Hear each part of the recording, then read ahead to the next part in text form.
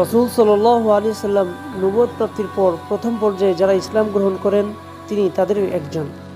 মক্কার বিশিষ্ট ব্যক্তিরা প্রায় প্রতিদিনই হযরত আবু বকরের বাড়িতে বৈঠকে মিলিত হতেন। আব্দুর রহমানও ছিলেন এই বৈঠকের একজন নিয়মিত সদস্য। আবু বকরের সাথে ছিল তার গভীর বন্ধুত্ব। আবু বকরের দাওয়াতেই তিনি ইসলাম গ্রহণ করেন। আবু বকরের বাড়ির এ বৈঠকের নিয়মিত 5 জন সদস্যের নাম ইতিহাসে পাওয়া যায়, যেমন উসমান, সাদ, তালহা, জুবাইর এবং আব্দুর রহমান। তাদের সকলেই আবু বকরের দাওয়াতে প্রথম পর্বে ইসলাম গ্রহণ করেন এবং ইসলামের জন্য অপরিসীম ত্যাগের বিনিময়ে দুনিয়াতেই জান্নাতের সুসংবাদ লাভ করেন। নবুয়তের 5ম বছর রজব মাসে যে 11 জন পুরুষ ও 4 জন নারীর প্রথম কাফিলাটি মক্কা থেকে হাবশায় হিজরত করে তার মধ্যে আব্দুর রহমানও ছিলেন। আবার রাসূল সাল্লাল্লাহু আলাইহি সাল্লাম মদিনায় হিজরতের পর তিনিও মদিনায় হিজরত করেন। যারা হাবশা ও মদিনা দুই স্থানে হিজরত করেছিলেন তাদেরকে বলা হয় সাহিবুল হিজরাতাইন। মদিনায় তিনি হযরত সাদ ইবনে রাবি বলে আল খাজরাজের গৃহে আশ্রয় নেন এবং তার সাথে রাসূল সাল্লাল্লাহু আলাইহি সাল্লাম ভ্রাতৃ সম্পর্ক স্থাপন করে দেন। এ সম্পর্কে ইমাম বুখারী একাধিক সনদের মাধ্যমে বহু হাদিস বর্ণনা করেছেন। এ সম্পর্কে হযরত আনাস রাদিয়াল্লাহু তাআলা আনহু বলেন, আব্দুর রহমান ইবনে আউফ হিজরত করে মদিনায় এলে রাসূল সাল্লাল্লাহু আলাইহি সাল্লাম সাদ ইবনে রাবির সাথে তার ভ্রাতৃ সম্পর্ক কায়েম করে দেন। সাদ ছিলেন মদিনার খাজরাজ গোত্রের নেতা ও ধনাঢ্য ব্যক্তি। তিনি আব্দুর রহমানকে বললেন, আনসারদের সকলে জানে আমি একজন ধনী ব্যক্তি। আমি আমার সকল সম্পদ সমান দুভাগে ভাগ করে দিতে চাই। আমার 2 জন স্ত্রী আছেন। আমি চাই আপনি তাদের দুজনকে দেখে একজনকে পছন্দ করুন। আমি তাকে তালাক দেব, তারপর আপনি তাকে বিয়ে করে নেবেন। আব্দুর রহমান বললেন, আল্লাহ আপনার পরিজনের মধ্যে বরকত ও কল্যাণ দান করুন। ভাই, এসব কোনো কিছুর প্রয়োজন আমার নেই। আমাকে শুধু বাজারের পথটি দেখিয়ে দিন। ইসলামী ভ্রাতৃত্বে হযরত সাদ রাদিয়াল্লাহু তাআলা আনহুর এই দৃঢ় আস্থা ও অতুলনীয় উদারতার দৃষ্টান্ত ইসলামী উম্মাহ তথা মানব জাতির ইতিহাসে বিরল। অন্যদিকে হযরত আব্দুর রহমানের মহত্ব, আত্মনির্ভরতা ও নিজ পায়ে দাঁড়ানোর দৃঢ় সংকল্পও বিশেষভাবে লক্ষণীয়। মদিনায় অবস্থানের দ্বিতীয় দিন আব্দুর রহমান তার আনসারি ভাই সাদকে জিজ্ঞেস করলেন, বেচাকেনা হয় এমন কোনো বাজার এখানে আছে কি? জবাবে তিনি বললেন, হ্যাঁ, ইয়াসরিব অর্থাৎ মদিনায় কাইনুকার বাজার তো আছে। হযরত আব্দুর রহমান এক স্থান থেকে কিছু ঘি ও পনির খরিদ করে বাজারে যান। দ্বিতীয় দিনও তিনি এমনটি করলেন। এভাবে তিনি বেচাকেনা জারি রাখেন। কিছু পয়সা হাতে জমা হলে তিনি এক আনসারি মহিলাকে বিয়ে করেন। বিয়ের পর তিনি একদিন রাসূল করিম সাল্লাল্লাহু আলাইহি সাল্লামের খিদমতে হাজির হলেন। তার কাপড়ে হলুদের দাগ দেখে রাসূল সাল্লাল্লাহু আলাইহি সাল্লাম জিজ্ঞেস করলেন, তুমি কি বিয়ে করেছো? বললেন, জি হ্যাঁ। জিজ্ঞেস করলেন, কাকে? তিনি বললেন, এক আনসারি মহিলাকে। রাসূল সাল্লাল্লাহু আলাইহি সাল্লাম জিজ্ঞেস করলেন, মুহর কত নির্ধারণ করেছো? জবাবে আব্দুর রহমান ইবনে আউফ রাদিয়াল্লাহু তাআলা আনহু বললেন, কিছু সোনা। অতঃপর রাসূল সাল্লাল্লাহু আলাইহি সাল্লাম বললেন, একটি ছাগল দিয়ে হলেও ওয়ালিমা করে নাও। হযরত আব্দুর রহমান ইবনে আউফ রাদিয়াল্লাহু তাআলা আনহু ব্যবসা চালিয়ে যেতে থাকলেন। কিছুদিন পর তার হাতে আরও কিছু অর্থ জমা হলে রাসূল সাল্লাল্লাহু আলাইহি সাল্লামের নির্দেশ মতো ওয়ালিমার কাজটি সেরে নেন। ধীরে ধীরে তার ব্যবসা আরও সম্প্রসারিত হয়। মক্কার উমাইয়া ইবনে খালফের সাথে একটি ব্যবসায়িক চুক্তিও সম্পাদন করেন। হযরত আব্দুর রহমান ইবনে আউফ বদর, উহুদ ও খন্দক সহ সকল যুদ্ধেই অংশগ্রহণ করেন এবং অত্যন্ত সাহস ও দৃঢ়তার পরিচয় দেন। ইমাম বুখারী কিতাবুল মাগাজিতে বদর যুদ্ধের একটি ঘটনা তারই জবানে এভাবে বর্ণনা করেছেন যে, বদর যুদ্ধে আমি সারিতে দাঁড়িয়ে, তুমুল লড়াই চলছে। আমি ডানে বাঁয়ে তাকিয়ে আমার দুপাশের 2 নৌজওয়ানকে দেখলাম। তাদের উপর আমার খুব একটা আস্থা হলো না। তাদের একজন ফিসফিস করে আমাকে জিজ্ঞেস করলো, চাচা বলুন তো আবু জাহল কোন দিকে? বললাম, ভাতিজা তাকে দিয়ে কি করবে? সে বলল, আমি আল্লাহর সাথে অঙ্গীকার করেছি, হয় আমি তাকে কতল করব, না হয় এ উদ্দেশ্যে আমার নিজের জীবন কুরবান করব।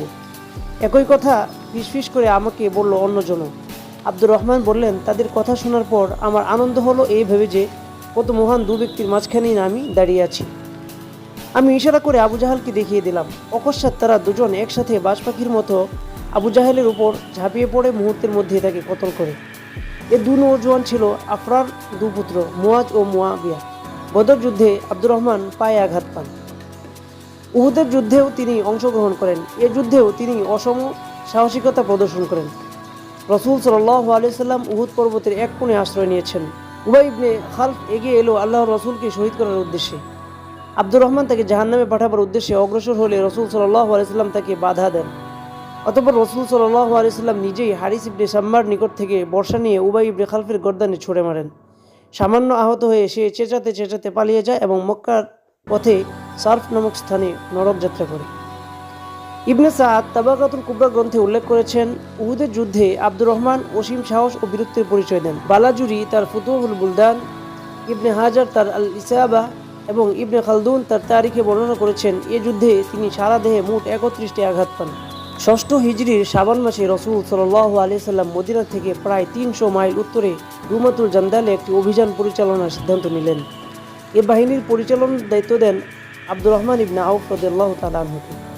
যাত্রার পূর্বে তিনি উপস্থিত হলেন রসুল সাল্লাল্লাহু আলাইহি সাল্লামের নিকট। রসুল সাল্লাল্লাহু আলাইহি সাল্লাম নিজ হাতে আব্দুর রহমানের মাথার পাগড়িটি খুলে রেখে দিয়ে অন্য একটি কালো পাগড়ি তার মাথায় বেঁধে দেন। তারপর যুদ্ধের পলিসি সংক্রান্ত কিছু হিদায়ত দিয়ে তিনি আব্দুর রহমানকে বিদায় দেন। মক্কা বিজয়ের সময় রসুল সাল্লাল্লাহু আলাইহি সাল্লাম মুহাজিরদের যে ছোট্ট দলটির সঙ্গে ছিলেন, আব্দুর রহমানও ছিলেন সেই দলে। মক্কা বিজয়ের পর রসুল সাল্লাল্লাহু আলাইহি সাল্লাম আরব উপদ্বীপে দাওয়াতি কাজের জন্য কতগুলি তাবলিগি গ্রুপ বিভিন্ন দিকে পাঠান। তখনও আরব গোত্রগুলি মূর্খতা ও আসাবিয়তের মধ্যে আকণ্ঠ নিমজ্জিত। এ কারণে রসুল সাল্লাল্লাহু আলাইহি সাল্লাম তাবলিগি গ্রুপগুলিকে সশস্ত্র অবস্থায় পাঠালেন, যাতে প্রয়োজনে তারা আত্মরক্ষা করতে পারে। এরকম 30 সদস্য বিশিষ্ট একটি দলকে হযরত খালিদ বিন ওয়ালিদের নেতৃত্বে বনু খুজাইমার লোকদের নিকট পাঠানো হলো। কিন্তু হযরত খালিদ ও বনু খুজাইমার মধ্যে ভুল বোঝাবুঝি সৃষ্টি হলো। পর্যায়ে হযরত খালিদ বনু খুজাইমার উপর হামলা করে তাদের বহু লোককে হতাহত করে। এ ঘটনা অবগত হয়ে রসুল করিম সাল্লাল্লাহু আলাইহি সাল্লাম হযরত খালিদকে ডেকে জিজ্ঞাসাবাদ করেন এবং তার ভুলের জন্য আল্লাহর নিকট মাগফিরাত কামনা করেন। রসুল সাল্লাল্লাহু আলাইহি সাল্লাম নিহত ব্যক্তিদের দিয়াত আদায় করেন। এমনকি কারো একটি কুকুরও মারা গিয়ে থাকলে তারও বিনিময় মূল্য আদায় করা হয়। বনু খুজাইমার এ দুর্ঘটনা নিয়ে খালিদ ও আব্দুর রহমানের মধ্যে বচসা ও বিতর্ক হয়। একথা রসুল সাল্লাল্লাহু আলাইহি সাল্লাম অবগত হয়ে খালিদকে ডেকে তিরস্কার করেন। তিনি বলেন, তুমি সাবেকিন আউয়াবিন, প্রথম পর্বে ইসলাম গ্রহণকারী একজন সাহাবীর সাথে ঝগড়া ও তর্ক করেছ। এমনটি করা তোমার শোভন হয়নি। আল্লাহর কসম, যদি উহুদ পাহাড় পরিমাণ সোনার মালিকও তুমি হও এবং তার সবই আল্লাহর রাস্তায় বিলিয়ে দাও, তবুও তুমি আমার সেসব প্রবীণ সাহাবীর একজনেরও সমকক্ষ হতে পারবে না। উল্লেখ থাকে যে হযরত খালিদ আহজাবের যুদ্ধের পর 6ষ্ঠ হিজরিতে ইসলাম গ্রহণ করেছিলেন। 9ম হিজরিতে তাবুক অভিযানের সময় মুসলমানগণ যে ঈমানি পরীক্ষার সম্মুখীন হয়, সেই পরীক্ষায়ও তিনি কৃতকার্য হন। রসুল সাল্লাল্লাহু আলাইহি সাল্লামের আবেদনে সাড়া দিয়ে এই অভিযানের জন্য হযরত আবু বকর, উসমান ও আব্দুর রহমান রাদিয়াল্লাহু তাআলা আনহু রেকর্ড পরিমাণ অর্থ প্রদান করেন। আব্দুর রহমান ইবনে আউফ রাদিয়াল্লাহু তাআলা আনহু 8000 দিনার রসুল সাল্লাল্লাহু আলাইহি সাল্লামের হাতে তুলে দিলে মুনাফিকরা কানা ঘোষা শুরু করে দেয়। তারা বলতে থাকে, সে একজন রিয়াকার, লোক দেখানোই তার উদ্দেশ্য। তাদের জবাবে আল্লাহ বলেন, এ তো সেই ব্যক্তি যার উপর আল্লাহর রহমত নাজিল হতে থাকবে। সূরা তাওবা আয়াত নাম্বার 71। অন্য একটি বর্ণনায় আছে, উমর রাদিয়াল্লাহু তাআলা আনহু তার এ দান দেখে বলে ফেলেন, আমার মনে হচ্ছে আব্দুর রহমান গুনাহগার হয়ে যাচ্ছে, কারণ সে তার পরিবারের লোকদের জন্য কিছুই রাখেনি। এ কথা শুনে রসুল সাল্লাল্লাহু আলাইহি সাল্লাম জিজ্ঞেস করেন, আব্দুর রহমান, পরিবারের জন্য কিছু রেখেছো কি? তিনি বললেন, হ্যাঁ, আমি যা দান করেছি তার থেকেও বেশি ও উৎকৃষ্ট জিনিস তার জন্য রেখে এসেছি। রসুল সাল্লাল্লাহু আলাইহি সাল্লাম জিজ্ঞেস করলেন, কত? তিনি বললেন, আল্লাহ ও তার রসুল যে রিজিক, কল্যাণ ও প্রতিদানের অঙ্গীকার করেছেন তাই রেখে এসেছি ঘরে। এ তাবুক অভিযানকালে একদিন ফজরের নামাজের সময় রসুল করিম সাল্লাল্লাহু আলাইহি সাল্লাম প্রকৃতির ডাকে সাড়া দিতে বাইরে যান। ফিরতে একটু দেরি হয়, এদিকে নামাজের সময়ও হয়ে যায়। তখন সমবেত মুসল্লিদের অনুরোধে আব্দুর রহমান ইমাম হিসেবে নামাজে দাঁড়িয়ে যান। এদিকে রসুল সাল্লাল্লাহু আলাইহি সাল্লাম ফিরে এলেন। এক রাকাত তখন শেষ।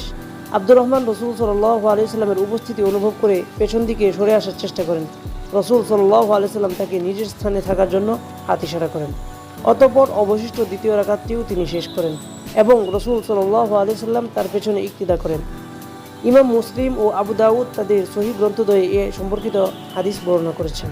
প্রথম খলিফা হযরত আবু বকর রাদিয়াল্লাহু তাআলা আনহু অন্তিম রোগসজ্জায়, জীবনের আশা আর নেই। তারপর খলিফা কে হবেন সে সম্পর্কে চিন্তাশীল বিশিষ্ট সাহাবীদের ডেকে পরামর্শ করলেন। হযরত আব্দুর রহমানের সাথেও পরামর্শ করেন এবং হযরত উমরের কিছু গুণাবলী তুলে ধরে পরবর্তী খলিফা হিসেবে তার নামটি তিনি প্রস্তাব করেন। আব্দুর রহমান ধৈর্য সহকারে খলিফার কথা শোনার পর বললেন, আপনি ঠিকই বলেছেন, তার যোগ্যতা সম্পর্কে কোনো সন্দেহ নেই, তবে স্বভাবগতভাবেই তিনি একটু কঠোর। হযরত আবু বকর রাদিয়াল্লাহু তাআলা আনহু খিলাফতকালে 8 জন বিশিষ্ট সাহাবীকে ফতোয়া ও বিচারের দায়িত্ব প্রদানের সাথে সাথে অন্য সকলকে ফতোয়া দান থেকে বিরত থাকার নির্দেশ দেওয়া হয়। আব্দুর রহমান ছিলেন এই 8 জনের একজন। এমনকি যে আব্দুল্লাহ ইবনে মাসউদকে তিনি খাজিনাতুল ইলম বলে অভিহিত করতেন, তিনিও যখন পূর্ব অনুমতি ছাড়াই ফতোয়া দিতে শুরু করেন তাকে বিরত থাকার নির্দেশ দেওয়া হয়। জ্ঞানের যে শাখায় যিনি বিশেষজ্ঞ ছিলেন, হযরত উমর তাকে কেবল সেই বিষয়ে মতামত প্রকাশের অনুমতি প্রদান করেন।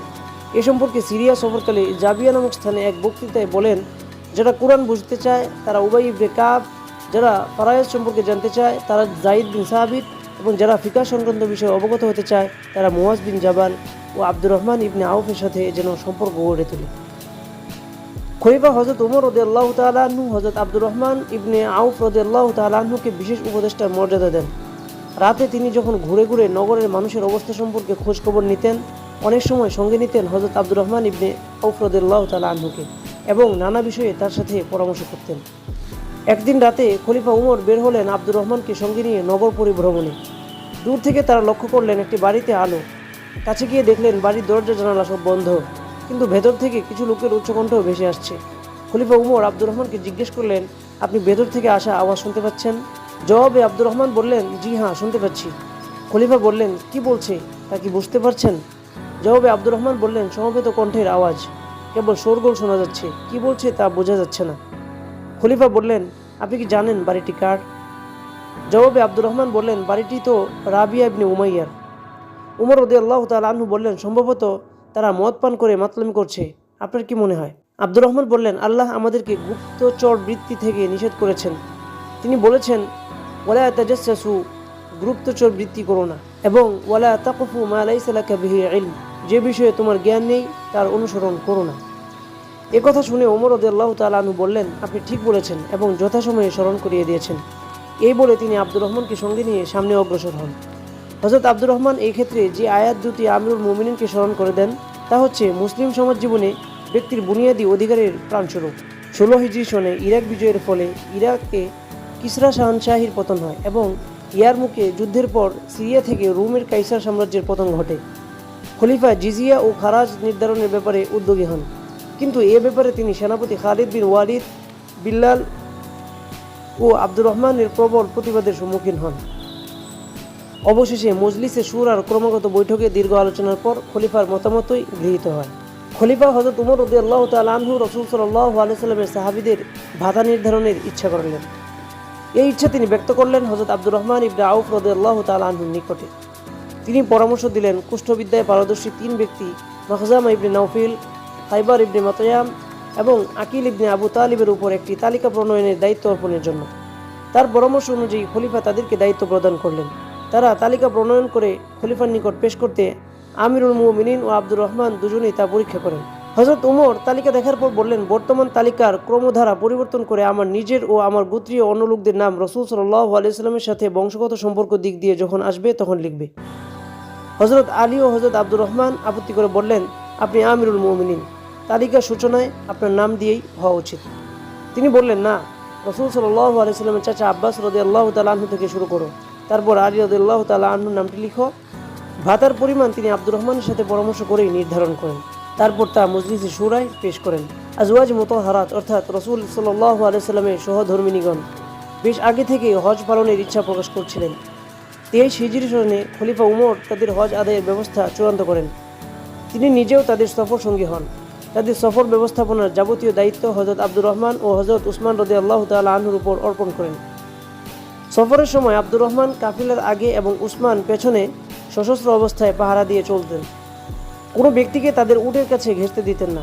তারা যখন কোথাও অবস্থান করতেন, এরা দুজন তাঁবুর প্রহরায় নিয়োজিত থাকতেন। হযরত উমর রাদিয়াল্লাহু তাআলা আনহু তার খিলাফতের প্রথম বছর আব্দুর রহমানকে আমির হজ নিয়োগ করে মক্কায় পাঠান, আর তার সাথে পাঠান নিজের পক্ষ থেকে কুরবানির একটি পশু। এবছর বিশ্ব মুসলিম তার নেতৃত্বে হজ আদায় করে। খলিফা হযরত উমর রাদিয়াল্লাহু তাআলা আনহু ফজরের জামাতে ইমামতি করছিলেন। মুগীরা ইবনে শুবার পারসিক দাস ফিরোজ তাকে ছুরিকাঘাত করে। আহত অবস্থায় সঙ্গে সঙ্গে তিনি পেছনে দণ্ডায়মান আব্দুর রহমানের হাতটি ধরে নিজের স্থানে তাকে দাঁড় করায় দেন এবং তিনি মাটিতে লুটিয়ে পড়েন। অতঃপর আব্দুর রহমান অবশিষ্ট নামাজ দ্রুত শেষ করেন। হযরত উমর আহত হওয়ার 10 ঘন্টা পর সমবেত লোকদের বললেন, আপনারা যেমন বলতেন, আমিও চাচ্ছিলাম এ উম্মতের বোঝা বহনের ক্ষমতা রাখে এমন এক ব্যক্তিকে আমি আমির বানিয়ে যাই। পরে আমি চিন্তা করলাম, এমনটি করলে আমার মৃত্যুর পরেও এর দায়িত্ব আমার উপর বর্তাবে। এ কারণে আমার সাহস হলো না। এই 6 ব্যক্তি আলী, উসমান, আব্দুর রহমান, সাআদ, জুবাইর ও তালহা, আল্লাহ রাসূল সাল্লাল্লাহু আলাইহি ওয়াসাল্লাম তাদেরকে জান্নাতি হওয়ার সুসংবাদ দিয়েছেন। তাদের কোনো একজনকে আপনারা আমির নির্বাচন করে নেবেন। এ 6 জন ছাড়া আমার পুত্র আবদুল্লাহ আছে, তবে খিলাফতের সাথে তার কোনো সম্পর্ক থাকবে না। উল্লেখিত 6 ব্যক্তি যদি খলিফা নির্বাচনের ব্যাপারে 3 জন করে সমান 2 দলে বিভক্ত হয়ে যায়, সেক্ষেত্রে আবদুল্লাহ যে দলকে সমর্থন করবে সে দল থেকেই খলিফা হবে। কিন্তু আবদুল্লাহর মতামত যদি সর্বসাধারণের নিকট গৃহীত না হয়, তাহলে আব্দুর রহমান যে দলে থাকবেন তাদের মতোই গ্রহণযোগ্য হবে। হযরত উমরের এই পরামর্শের মধ্যে আব্দুর রহমান সম্পর্কে তার ধারণা স্পষ্ট হয়ে ওঠে। প্রিয় দর্শক, হযরত উমর রাদিয়াল্লাহু তাআলা আনহু ইন্তিকাল করলেন। আব্দুর রহমান খলিফা হতে রাজি ছিলেন না। এদিকে হযরত তালহাও তখন মদিনায় ছিলেন না। অবশিষ্ট 4 ব্যক্তি খলিফা নির্বাচনের পূর্ণ দায়িত্ব আব্দুর রহমানের উপর ন্যস্ত করেন। হযরত আব্দুর রহমানের উপর অর্পিত এই দায়িত্ব তিনি অত্যন্ত নিষ্ঠা ও আমানতদারির সাথে পালন করেন। ক্রমাগত 3 দিন 3 রাত বিভিন্ন স্তরের লোকদের সাথে মত বিনিময় করেন। সংখ্যাগরিষ্ঠ মানুষ হযরত উসমানের পক্ষেই মত ব্যক্ত করেন। অবশেষে উমরের নির্ধারিত সময় 3 দিন 3 রাত শেষ হওয়ার আগে তিনি মানুষকে ফজরের জামাতে শরীক হওয়ার জন্য আবেদন জানান। নামাজ শেষে তিনি সমবেত জনমণ্ডলীর সামনে খলিফা হিসেবে হযরত উসমানের নামটি ঘোষণা করেন। হযরত উমরের ছুরিকাঘাত হওয়ার পর থেকে তার নির্দেশে তৃতীয় খলিফা হিসেবে উসমান রাদিয়াল্লাহু তাআলা আনহুর নাম ঘোষিত না হওয়া পর্যন্ত তিনি জামাতের ইমামতি করেন এবং প্রশাসনের যাবতীয় দায়িত্ব পালন করেন। 24 হিজরি সনের মুহররম মাসে হযরত উসমান খলিফা নির্বাচিত হন। সে বছরই তিনি আব্দুর রহমানকে আমিরুল হজ নিযুক্ত করেন। মুসলিম উম্মাহ সে বছরে হজটি তারই নেতৃত্বে আদায় করে। হযরত আব্দুর রহমান ইবনে আউফ রাদিয়াল্লাহু তাআলা আনহু আমরণ খলিফা উসমানের মজলিসে শুরা সদস্য থেকে বিভিন্ন গুরুত্বপূর্ণ বিষয়ে পরামর্শ দানের মাধ্যমে মুসলিম উম্মাহর বিশেষ খিদমত আঞ্জাম দেন। হযরত আবু বকর, উমর, উসমান রাদিয়াল্লাহু তাআলা আনহুম এই 3 খলিফার প্রত্যেকের নিকটই তিনি ছিলেন অত্যন্ত বিশ্বাসভাজন ও আস্থার পাত্র। ইবনে সাআদের মতে হযরত আব্দুর রহমান হিজরি 32 সনে 75 বছর বয়সে ইন্তিকাল করেন। তবে ইবনে হাজারের মতে তিনি 72 বছর জীবন লাভ করেছিলেন। ইবনে হাজার কথাও বলেছেন, হযরত উসমান অথবা জুবাইর ইবনুল আওয়াম তার জানাজার ইমামতি করেন এবং তাকে মদিনার বাকি গোরস্থানে দাফন করা হয়। গোরস্থান পর্যন্ত তার লাশ বহনকারীদের মধ্যে প্রখ্যাত সাহাবী হযরত সাদ ইবনে আবি ওয়াক্কাসও ছিলেন। পূর্বেই আমরা দেখেছি সম্পূর্ণ রিক্ত হস্তে আব্দুর রহমান মদিনায় এসেছিলেন। সামান্য ঘি ও পনির কেনাবেচার মাধ্যমে তিনি তার ব্যবসা শুরু করেন। কালক্রমে তিনি তৎকালীন মুসলিম উম্মাহর একজন সেরা ব্যবসায়ী ও ধনাঢ্য ব্যক্তিতে পরিণত হন। রাসূল সাল্লাল্লাহু আলাইহি সাল্লাম তার সম্পদ বৃদ্ধির জন্য দোয়া করেছিলেন এবং সে দোয়া আল্লাহর দরবারে কবুলও হয়েছিল। কিন্তু সে সম্পদের প্রতি তার একটু লোভ ও আকর্ষণ সৃষ্টি হয়নি। রাসূল সাল্লাল্লাহু আলাইহি সাল্লামের জীবদ্দশায় এবং তার ইন্তিকালের পরেও আমরণ তিনি সে সম্পদ অকৃপণ হাতে আল্লাহর পথে ও মানব কল্যাণে ব্যয় করেছেন। একবার রাসূল সাল্লাল্লাহু আলাইহি সাল্লাম একটি অভিযানের সিদ্ধান্ত নিলেন। তিনি বললেন, আমি একটি অভিযানে সৈন্য পাঠানোর ইচ্ছা করেছি, তোমরা সাহায্য করো। আব্দুর রহমান এসে দৌড়ে বাড়িতে গিয়ে আবার ফিরে এসে বললেন, ইয়া রাসূলুল্লাহ, আমার কাছে 4000 দিরহাম আছে। 2000 আমার রবকে কর্জে হাসানা দিলাম এবং বাকি 2000 আমার পরিবার পরিজনদের জন্য রেখে দিলাম। রাসূল সাল্লাল্লাহু আলাইহি সাল্লাম বললেন, তুমি যা দান করেছো এবং যা রেখে দিয়েছো তা সব কিছুতে আল্লাহ তাআলা বরকত দান করুন। একবার মদিনায় শোরগোল পড়ে গেল। সিরিয়া থেকে বিপুল পরিমাণ খাদ্যশস্য নিয়ে একটি বাণিজ্য কাফেলা উপস্থিত হয়েছে। শুধু উট আর উট। উম্মুল মুমিনিন হযরত আয়েশা রাদিয়াল্লাহু তাআলা আনহা জিজ্ঞেস করলেন, এ কার বাণিজ্য কাফেলা? লোকেরা বলল, আব্দুর রহমান ইবনে আউফের। তিনি বললেন, আমি রাসূল সাল্লাল্লাহু আলাইহি ওয়াসাল্লামকে বলতে শুনেছি, আমি যেন আব্দুর রহমানকে সিরাতের উপর একবার হেলে গিয়ে আবার সোজা হয়ে উঠতে দেখলাম। অন্য একটি বর্ণনায় আছে, হযরত আয়েশা রাদিয়াল্লাহু তাআলা আনহা বলেন, আল্লাহ দুনিয়াতে তাকে যা কিছু দিয়েছেন তাতে বরকত দিন এবং তার আখিরাতের প্রতিদান এর থেকেও বড়। আমি রাসূল সাল্লাল্লাহু আলাইহি ওয়াসাল্লামকে বলতে শুনেছি, আব্দুর রহমান হামাগুড়ি দিয়ে জান্নাতে প্রবেশ করবে। হযরত আয়েশার এই কথাগুলো আব্দুর রহমানের কানে গেল। তিনি বললেন, ইনশাআল্লাহ আমাকে সোজা হয়ে জান্নাতে প্রবেশ করতে হবে। অতঃপর তিনি তার সকল বাণিজ্য সম্ভার সাদকা করে দেন। 500 মতান্তরে 700 উটের পিঠে এ মালামাল বোঝাই ছিল। কেউ বলেছেন বাণিজ্য সম্ভারের সাথে উটগুলিও তিনি সদকা করে দেন। হযরত আব্দুর রহমান ইবনে আউফ ছিলেন উম্মাহাতুল মুমিনিনদের প্রতি নিবেদিত প্রাণ। তাদের সুখ ও স্বাচ্ছন্দ্যের জন্য তিনি আজীবন অকাতরে খরচ করেছেন। তাদের নিকট তিনি ছিলেন একজন বিশ্বাসী ও আস্থাভাজন ব্যক্তি। একবার তিনি কিছু ভূমি 40,000 দিনারে বিক্রি করেন এবং বিক্রয়লব্ধ সমুদয় অর্থ বনু জুহরা অর্থাৎ রাসূল সাল্লাল্লাহু আলাইহি সাল্লামের জননী হযরত আমিনার পিতৃগোত্র, সেখানে তিনি মুসলমান, ফকির, মিসকিন, মুহাজির ও আজওয়াজ মুতাহহারাতের মধ্যে বন্টন করে দেন। হযরত আয়েশার নিকট তার অংশ পৌঁছলে তিনি জিজ্ঞেস করলেন, কে পাঠিয়েছে? বলা হলো, আব্দুর রহমান ইবনে আউফ। তিনি বললেন, রাসূল সাল্লাল্লাহু আলাইহি সাল্লাম বলেছেন, আমার পরে ধৈর্যশীলরাই তোমাদের প্রতি সহানুভূতি দেখাবে। ইবনে হাজার আল ইসাবা গ্রন্থে জাফর ইবনে বারকানের সূত্রে উল্লেখ করেছেন, আব্দুর রহমান মোট 30,000 দাস মুক্ত করেছেন। জাহিলি যুগেও মদ পানকে তিনি হারাম মনে করতেন। হযরত আব্দুর রহমান ইবনে আউফ রাদিয়াল্লাহু তাআলা আনহু ছিলেন তাকওয়া ও আল্লাহ ভীতির এক বাস্তব নমুনা। মক্কায় গেলে তিনি তার আগের বাড়ি ঘরের দিকে ফিরেও তাকাতেন না। লোকেরা জিজ্ঞেস করলো, আপনার বাড়ি ঘরের প্রতি আপনি এত নাখুশ কেন? তিনি বললেন, ওগুলি তো আমি আমার আল্লাহর জন্য ছেড়ে দিয়েছি। একবার তিনি তার বন্ধুদের দাওয়াত দিলেন। ভালো ভালো খাবার এলো। খাবার দেখে তিনি কান্না শুরু করে দিলেন। লোকেরা জিজ্ঞেস করলো, কি হয়েছে? তিনি বললেন, রাসূল সাল্লাল্লাহু আলাইহি সাল্লাম বিদায় নিয়েছেন। তিনি নিজের ঘরে জবের রুটিও পেট ভরে খেতে পাননি। একদিন তিনি সাওম পালন করছিলেন। ইফতারের পর তার সামনে আনিত খাবারের দিকে তাকিয়ে বললেন, মুসিয়াব ইবনে উমাইর ছিলেন আমার থেকে উত্তম মানুষ। তিনি শহীদ হলে তার জন্য মাত্র ছোট্ট একখানা কাপড় পাওয়া গিয়েছিল। তা দিয়ে মাথা ঢাকলে পা এবং পা ঢাকলে মাথা বেরিয়ে যাচ্ছিল। তারপর আল্লাহ তাআলা আমাদের জন্য দুনিয়ার এই প্রাচুর্য দান করলেন। আমার ভয় হয় আমাদের বদলা না জানি দুনিয়াতেই দিয়ে দেওয়া হয়। অতঃপর তিনি হাউমাউ করে কাঁদতে থাকেন। হযরত উমর রাদিয়াল্লাহু তাআলা আনহু তার সম্পর্কে মন্তব্য করেছেন, আব্দুর রহমান মুসলিম নেতৃবৃন্দের একজন। হযরত আলী রাদিয়াল্লাহু তাআলা আনহু একটি ঘটনা বর্ণনা প্রসঙ্গে রাসূল সাল্লাল্লাহু আলাইহি সাল্লাম থেকে বর্ণনা করেন, আব্দুর রহমান আসমান ও জমিনের বিশ্বাসভাজন ব্যক্তি। হযরত আব্দুর রহমান ইবনে আউফ রাদিয়াল্লাহু তাআলা আনহু রাসূল সাল্লাল্লাহু আলাইহি সাল্লাম থেকে সরাসরি ও উমর রাদিয়াল্লাহু তাআলা আনহু থেকে হাদিস বর্ণনা করেছেন। তার থেকে তার পুত্রগণ যেমন ইব্রাহিম, হুমায়েদ, উমর, মুসিয়াব, আবু সালামা, তার পৌত্র মিসওয়ার, ভাগ্নে মিসওয়ার ইবনে মাখরামা এবং ইবনে আব্বাস, ইবনে উমর, জুবাইর, জাবির, আনাস, মালিক ইবনে আউস রাদিয়াল্লাহু তাআলা আনহুম প্রমুখ সাহাবীগণ হাদিস বর্ণনা করেছেন। হযরত আব্দুর রহমান ইবনে আউফ রাদিয়াল্লাহু তাআলা আনহুর সবচেয়ে বড় পরিচয়, তিনি আশারায়ে মুবাশশারার একজন, অর্থাৎ দুনিয়ায় থেকে জান্নাতের সুসংবাদপ্রাপ্ত 10 জনের একজন। ইমাম বুখারীর মতে জাহিলি যুগে আব্দুর রহমান ইবনে আউফের নাম ছিল আব্দু আমর। ইবনে সাদ তার তাবাকাতে উল্লেখ করেছেন, জাহিলি যুগে তার নাম ছিল আব্দু কাবা। ইসলাম গ্রহণের পর রাসূল সাল্লাল্লাহু আলাইহি সাল্লাম তার নাম রাখেন আব্দুর রহমান। তার মাতা পিতা উভয় ছিলেন জুহরা গোত্রের লোক। মাতার নাম শিফা বিনতু আউফ, দাদা ও নানা উভয়ের নাম আউফ। ইবনে সাদ ওয়াকিদি সূত্রে উল্লেখ করেছেন, তিনি আমুল ফিলের অর্থাৎ হস্তির বৎসর, এই হস্তির বৎসরে 10 বছর পর জন্মগ্রহণ করেন। এ বর্ণনার ভিত্তিতে তিনি রাসূল সাল্লাল্লাহু আলাইহি সাল্লাম থেকে বয়সে 10 বছরের ছোট। রাসূল সাল্লাল্লাহু আলাইহি সাল্লাম আমুল ফিলের ঘটনার 50 দিন পর জন্মগ্রহণ করেন, কিন্তু ইবনে হাজার তাকে রাসূল করিম সাল্লাল্লাহু আলাইহি সাল্লাম থেকে 13 বছরের ছোট বলে উল্লেখ করেছেন। রাসূল সাল্লাল্লাহু আলাইহি সাল্লাম নবুয়ত প্রাপ্তির পর প্রথম পর্যায়ে যারা ইসলাম গ্রহণ করেন তিনি তাদের একজন। মক্কার বিশিষ্ট ব্যক্তিরা প্রায় প্রতিদিনই হযরত আবু বকরের বাড়িতে বৈঠকে মিলিত হতেন। আব্দুর রহমানও ছিলেন এই বৈঠকের একজন নিয়মিত সদস্য।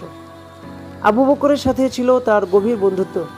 আবু বকরের দাওয়াতেই তিনি ইসলাম গ্রহণ করেন। আবু বকরের বাড়ির এ বৈঠকে নিয়মিত 5 জন সদস্যের নাম ইতিহাসে পাওয়া যায়, যেমন উসমান, সাআদ, তালহা, জুবাইর এবং আব্দুর রহমান। তাদের সকলেই আবু বকরের দাওয়াতে প্রথম পর্বে ইসলাম গ্রহণ করেন এবং ইসলামের জন্য অপরিসীম ত্যাগের বিনিময়ে দুনিয়াতে জান্নাতের সুসংবাদ লাভ করেন। প্রিয় দর্শক, আজকের পর্বে আমি মুস্তাফিজ এখানে বিদায় নিচ্ছি। ফিরে আসবো নতুন কোনো পর্ব নিয়ে। সে পর্যন্ত ভয়েস অফ এডিশনের সঙ্গেই থাকুন।